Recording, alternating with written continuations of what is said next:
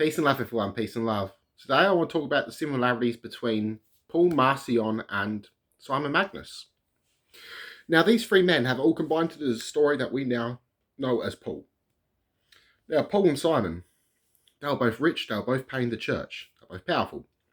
Now, in some stories, Simon debates with Peter, and also Paul debates with Peter. Now, put the two together. Now, Simon spoke in tongues. Paul spoke in tongues. Speaking in tongues comes from the Gnostics. These two are big on it. Now, they're both all writing letters. Now, Marcion is also included in this mix because why? He wrote the first Bible. He combined scriptures together. Paul also combined scriptures together. Writing letters, adding them in there, saying Marcion. Though Marcion's canon has now been lost to time. So, you got another story about Simon Magus apparently being struck blind after reading some of the gospel. Same with Paul. So you have these sort of stories that are all mixing in together.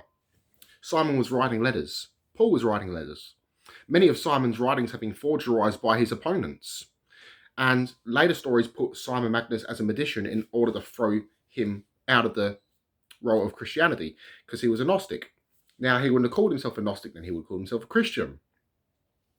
Now, there's stories of possibly Simon Magus may have written a part of Romans. So, you have these big leading parties in early Christianity. Now, some Gnostics, they loved Paul because speaking in tongues and all this sort of stuff, but there were two Pauls. There's a heretic Paul, which the Ebionites disliked, who was gone around hunting Christians, and then there was a Gnostic Paul, which has later been told as a heretic. And this is the Catholic Church is doing. Now, there are Catholic myths about Peter being the first pope, and a lot of this is all just to give their particular group main authority, to make them look unchallenged. Now, they did all this sort of stuff of deletion and censorship in order to dismiss the Gnostics. There is even forgeries made by heresy hunters in the Catholic and Orthodox Church in order to dismiss the Gnostics. So they've reversed roles around with Simon Magus and Paul in order to throw away the legitimacy of Simon Magus, who was most likely the historical Paul. Now, this being said, this is common for errors and history when people get combined into one story. King Arthur, Ragnarok book, many different people combined into one story. Now, Simon Magus and Paul were also performing miracles.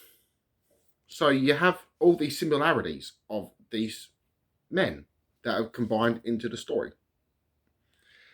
So peace and love, everyone. I love you all. Connect to all in one, mind and soul. Namaste.